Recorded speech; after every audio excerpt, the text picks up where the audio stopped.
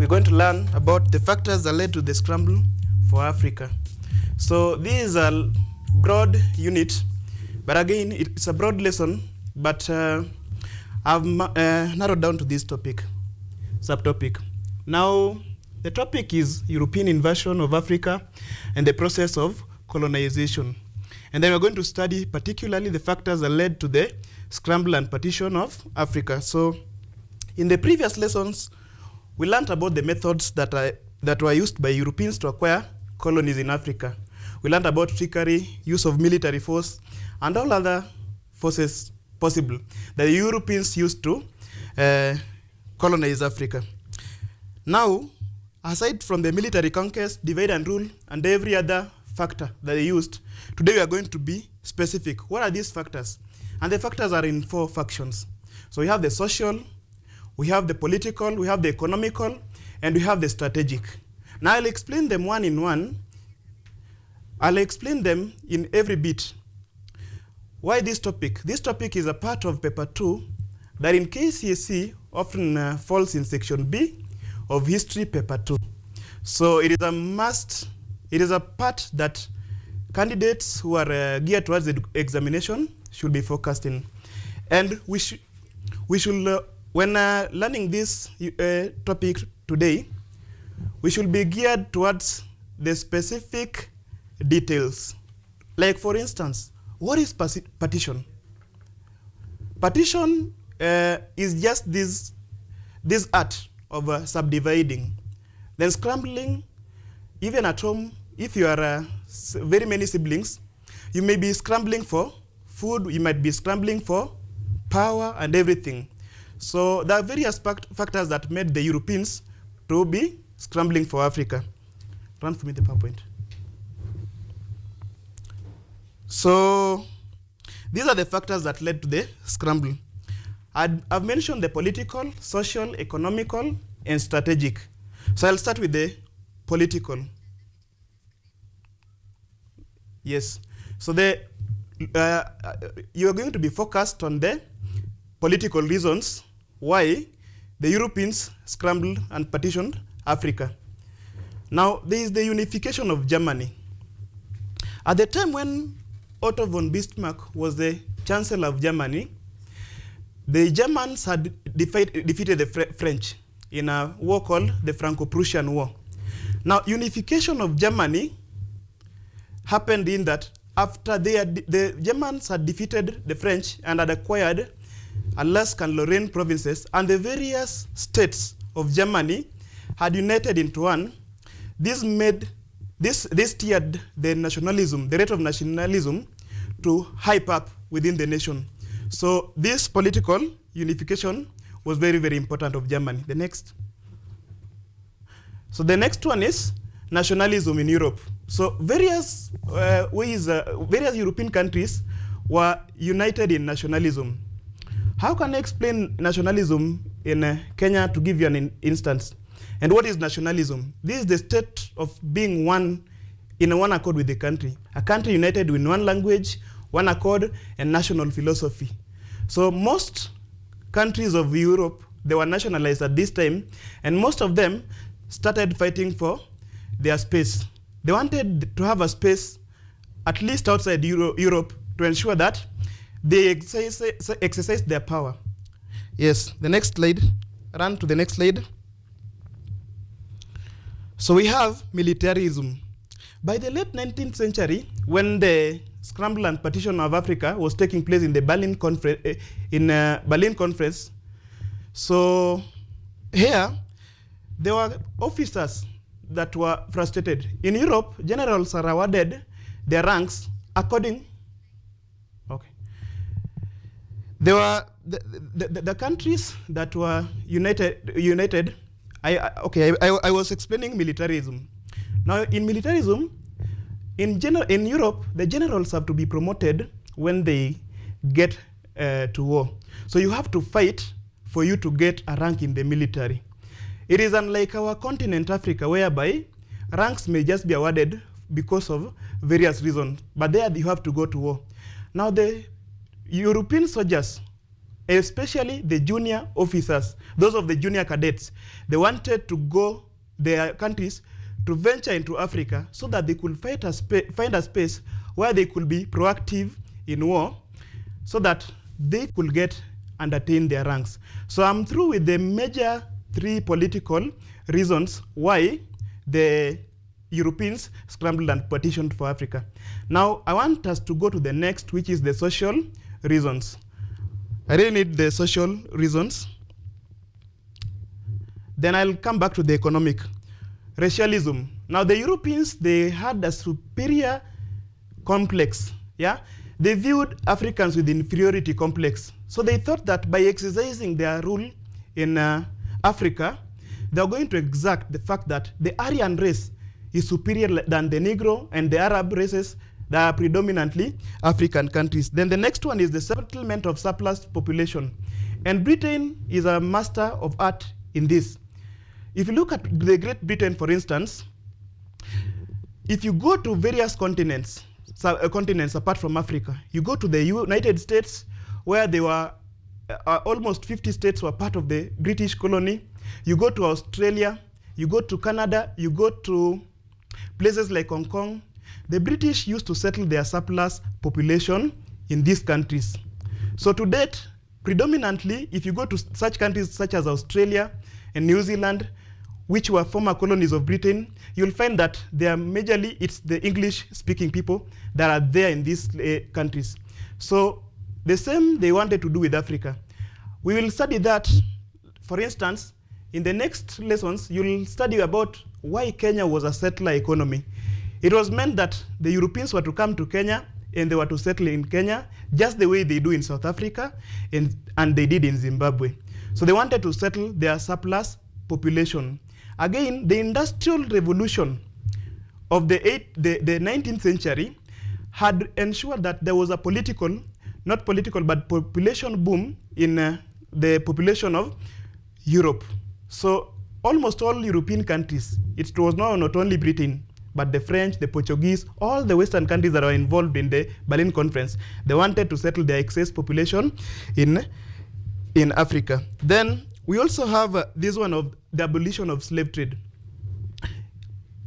Even though the slave trade had been abolished by the Britons in the late, the mid 18th and the late early 19th century, in Africa, there were still facets of slave trade that was still going on, particularly in places like East Africa, where the Arabs were still continuing with this slavery. So the Europeans, they wanted to stop slavery at this time. Then again, the missionary activities. If you read Jomo Kenyatta's book, Reconciling, the Reconciliation, or Mugidania in Kikuyu, you'll realize that our founding president says that when the white men came, they told us to close our eyes. As we were closing our eyes, no sooner had we said amen, when we opened our eyes, that our land was stolen. So when we opened our eyes, our land was stolen. Now, the missionaries were the blueprint to the colonial activities of the Europeans. So when their missionaries were coming, missionaries from their countries to various territories, for instance, Ludwig of Germany, when he went to Tanganyika, and Dr. Livingstone, when he came he traveled to Nigeria and other parts, and Sir Johnson, who came to Imperial British East Africa, that is Kenya, you'll find that this blueprint is what their motherland followed. So people like the British, they used to send their colonial administrators to the places where their missionaries had heavy activity. Now let me go back to the economic reasons, and I'll explain them one by one. In the economic, there is trade. Why trade? Now the European traders were also following the trails of the missionaries. Now when they came to Africa, and they found that Africa was vast with untapped resources like minerals, and then other things, they wanted protection from their mother countries. So the best thing to do was that their mother countries, had the desire to control the trade in East Africa, not East Africa, but Africa. This led to the scramble and partition of Africa. Then mineral wealth. The continent with a vast amount of mineral wealth is Africa. For instance, the mineral that is used to manufacture atomic bombs, such as uranium, is only found in places like Democratic Republic of Congo and South Africa. Then 40% of the world's gold is mined from Witwatersrand region in South Africa. So the mineral deposits in Africa are so much are still untapped. And when the colonialists when the Europeans saw that Africa was rich in mineral deposits, they wanted to exploit the mineral wealth of Africa. Again, the investment in surplus capital. The Industrial Revolution had ensured that Europe had boomed with regards to capital. So it was just only ways that they invest this capital elsewhere in another continent. They also believe that by investing in their capital in Africa, they will generate more wealth, just the way that they generated more wealth in their previous colonies in places like the New Worlds, like America, Australia, New Zealand, India, and all those colonies. Then again, the search for raw materials for their industry. With the Industrial and Scientific Revolution peaking at the 19th century, it was only necessary that what was going to be there is that they were going to find the raw materials for their industry. For instance, if you look at Kenya as a colony, when it was a British protectorate, we were very, very vast with raw materials such as sisal, coffee, tea, and even minerals like soda ash. Now, if you look at the blueprint of the colonial power in Kenya, even the Uganda Railway, as it was constructed, it led the colonialists to the areas of various raw materials. So, for instance, if you look at even the cities of Kenya, they're developed. The big four cities in Kenya that developed along the railway line is because from these areas the British could obtain raw materials such as coffee, tea, sisal, and the various ones. So the search for raw materials was again a very, very important one. When you look at Belgium, it was so strategic with Congo such that they used to tap rubber from the rubber tree.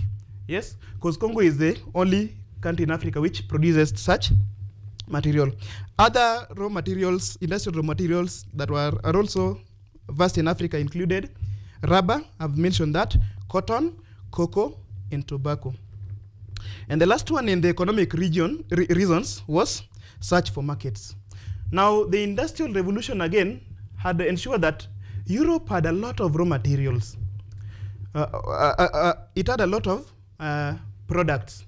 But again, as Industrial Revolution was taking place in Europe, it meant that almost all European countries, they were developed at almost a united rate, meaning there was competition for markets for their goods. So it was only natural that they come to a place like Africa to search for market for some of their industrial goods. Now, I'll go to the last one, which is very, very important, the strategic reason. Now, if you're a candidate, you should be very, very serious with this point, because here we are very, very particular. What is our strategy? Whenever a coach wants to go to the field with his players, he has to devise a strategy for him to win a match. Same to military. They have to devise a strategy for them to ensure that they defeat their opponents. Without a strategy, you are as well as lost. But again, these are the following strategic reasons. So we have to mention this. Not all parts of Africa were productive for the Europeans, but some were strategic than others. Why? I will explain in a few, starting with the first point, the Egyptian question. Now, the French, with their engineers, especially Ferdinand de Lesseps, they had carved out the canal called Suez Canal. Now, Suez Canal was an entry both to Europe, and it was also the gateway into the Middle East and Far East. Now, it connected two major seas, the Red Sea and the Mediterranean. The implication was that any power that was going to colonize Egypt was the power that was going to control this important sea route. Now, the French, they owed it all. It all belonged to them, because it is the engineers, Ferdinand de Lesseps, who constructed this Suez Canal. But the British saw its significance. Now, the Suez Canal was also the sea route to India. In Form 1, you remember we taught you about how important India is to Europe because of spices. And that led to the Portuguese to come down up to the East African coast for them to find. Now, the Suez Canal was a shortcut. Now, it is because of the Egyptian question that and Suez Canal that inspired the Britons to ensure that they had colonized this country, so that every ship, they could monitor every ship that passed through the canal. Now, with this agreement with the Egyptian, meant that they had to sign an agreement. At that time, Egypt was under the Ottoman Empire. So when they signed an agreement with the then king of Egypt, the king requested them to protect Egypt's only source of livelihood. That takes us to the second point. You can see in the slide there, the source of River Nile. Now, the source of River Nile, because the Nile is like the umbilical cord of Egypt. Without Nile, Egypt will die. So the Nile has been strategic to Egypt ever since the ancient time to the present date. Now, since it was very, very important for Egypt, for them to ensure that the Nile was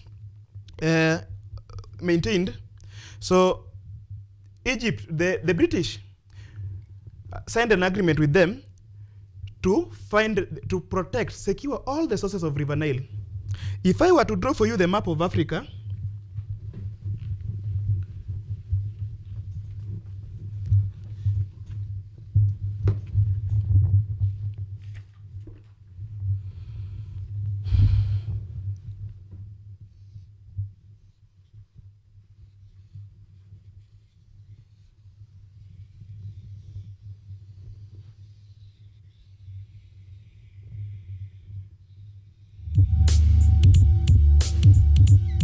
I'm not a refined at it nowadays.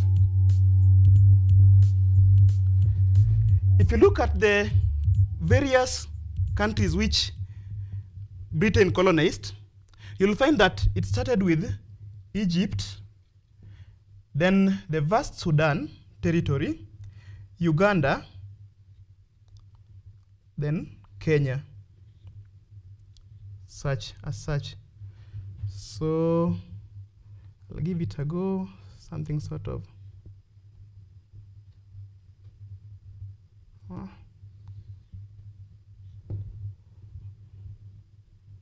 Something like this.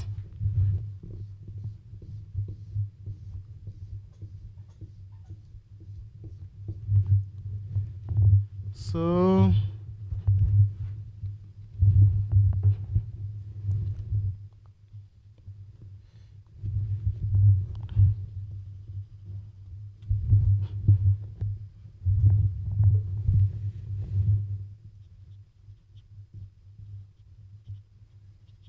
yes.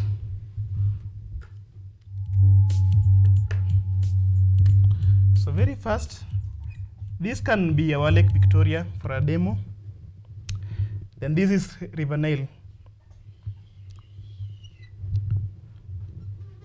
This is the White Nile, then this is the Blue Nile. Of course, Ethiopia was not colonized. Now, if you look at this territory, our key here, every map has to have a key. So in our key here, this is the territory that British territory. Okay. So after this agreement with Egypt about protecting the source of River Nile, the British embarked a mission to ensure that it traced the source of River Nile, and not only the source, it had to protect the sources of River Nile. That is what brings them to Imperial British East Africa, which is Kenya, by default. So from here, if I divide this country, this is Egypt. If I divide this is Sudan, then Uganda and Kenya. All these were British territories, yes? Then this is our sketch for Kenya. Let me give it a go that way. So it implies all these countries that, because of the source of River Nile, when John Speke came and he discovered that Lake Victoria was one of the sources, important sources of Lake Victoria, he ensured that the British signed treaties with the Bagandas and every other territory that lived alongside Lake Victoria.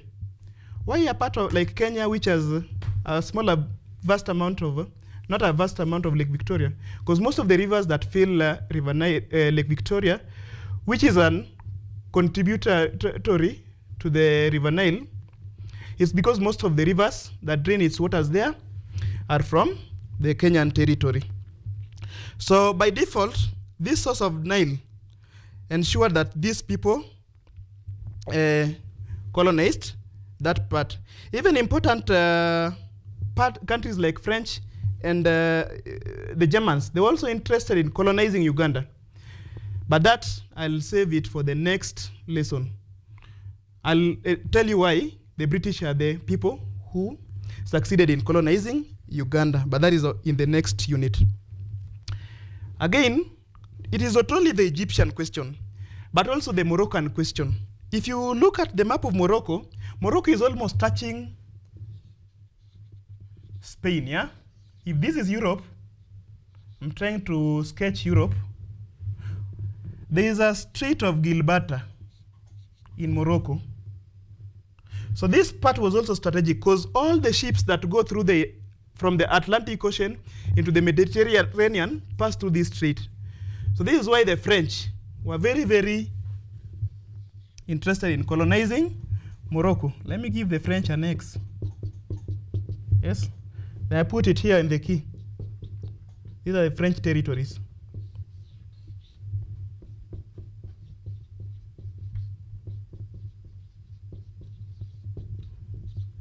Now this is just an aspect of strategic reason. Yes? Then again, the Congo River. Why the Congo River?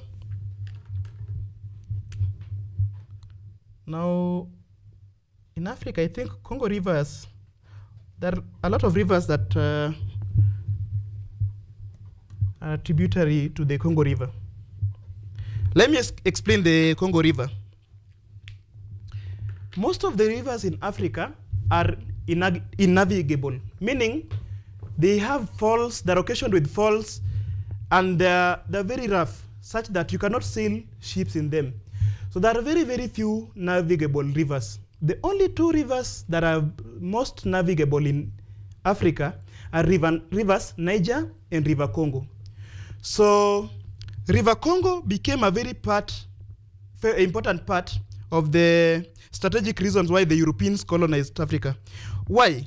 It was of strategic importance to all the European powers that colonized the central part of Africa. For instance, which European countries colonized the central parts of Africa? We have the Belgium, which were predominant in the Democratic Republic of Congo by then. We have the French, which were in the Congo Brazzaville. We have Portuguese, which were in Angola. Now we also have the French again in the parts of Rwanda and Burundi, which were part of Central Africa by that time. Now all these European powers wanted to secure Congo. Why? Congo was navigable. So from the Atlantic Ocean, their ships could carry all the merchandise, like the products like rubber, timber, and everything that they planted in, yes, and all that. It could also transport their military, and it could also transport their missionaries. So Congo River became very, very strategic. It was so strategic such that the French and the Portuguese clashed over the Congo. If you look at the map of the DRC and the map of Angola, the DRC has a very, very small coastline. Why? It is just found in the mouth of River Congo, because the Portuguese also wanted a share of Congo River. Now, every European countries found that the Congo Basin was very, very strategic for them as part of their investment in Africa. The next one is the Congo River, the North African coast. The North African coast I've explained when I was using the Morocco as an example. For instance, to control the Mediterranean, the Strait of Gibraltar, which is the border of Spain and Morocco, and a small part of the Mediterranean was very, very strategic. Why? Any European colony that controlled this part here of Gibraltar and this territory could supervise each other's activity in the Sea of the Mediterranean Sea. Now, just as Suez Canal is important, if I were to extend my map, allow me to extend my map so that you see how important the Suez Canal is. So if I were to draw the other parts of Asia, it would be something like this. Then India, our parts of, but that is not important for today. My Saudi Arabia is very, very wide. So let me make it something sort of. So inside here is the Red Sea. Then this is Mediterranean. So the Suez Canal is something that just goes here. So just as the Suez Canal was important to the British, that is why the North African coast was also important to any power that colonized that part. So this is Africa, and this is Europe. There is another point that I want to come to, and that is West Africa. West Africa. So with West Africa, the French lost Egypt.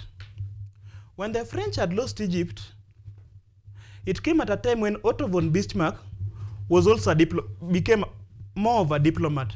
So he had encouraged the French initially that they should go to get colonies in Africa as a compensation for the territories that they had lost in Alaska and Lorraine. That is the in between French and German. So the Franco-Prussian War had meant that they had lost two of their vast mineral, their iron-rich mineral states. So to compensate this, they were to, Otto von Bismarck encouraged them to go for colonies. Again, Otto von Bismarck told them they were to replenish their population that were lost during that war by colonizing Africa. So when the French had lost Egypt, they went berserk on West Africa. Now from West Africa, they not only established colonial posts, but they established protectorates.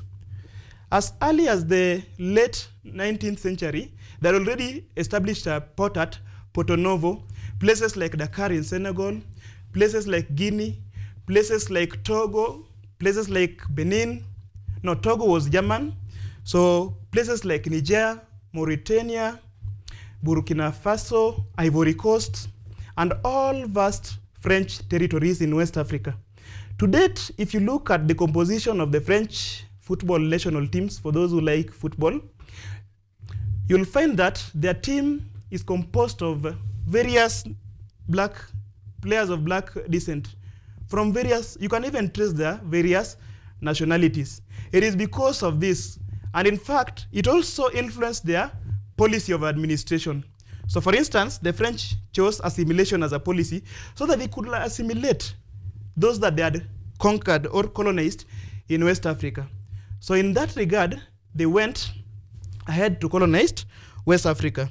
So almost all the parts of West Africa were colonized by Britain, except for countries like Ghana, which was colonized by British.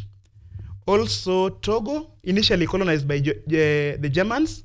Then Cameroon was initially colonized by the Germans, but after World War II, the French replaced the Germans there when Germany was punished because it had to surrender some of their colonies. You can even find that The British, when the Germans left Tanganyika after the end of World War II in 1945, the British quickly secured Tanganyika. Why? Because it also has the vast amount of Lake Victoria, so to protect river, the source of River Nile.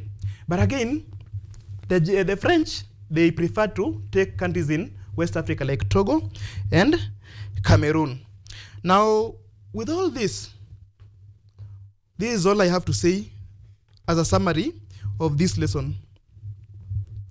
Africa is rich, we are still vast, we are still unexploited, and you can't blame anybody for this scramble and partition of Africa.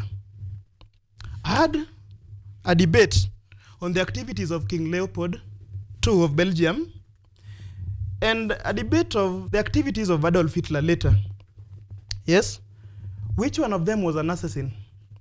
King Leopold II had a lot of activities in the Congo that were dehumanizing, when people were maimed of their hands because they could not meet their ration of rubber and gold and minerals that they were supposed to acquire from the colonies. Again, you cannot blame the Africans for being silent. Number one, they were not part and parcel of this partition that took place in Berlin. Most of their leaders were duped into signing these treaties with these Europeans in a trickery manner. So you cannot blame the Africans for not reacting at first.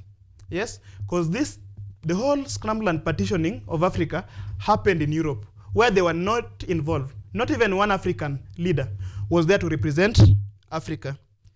Now, later in the next class, we will learn about the various reactions of the Africans. Now, the strategic reasons, political, social, and economic reasons, all of them are now past us. We've learned about the various reasons why these Europeans were very, very strategic with Africa. Now, in the next lesson, you'll learn about the reactions of the Africans. The Africans were not just going to sit and watch their lands. So that will take us to our next lesson. Thank you very much.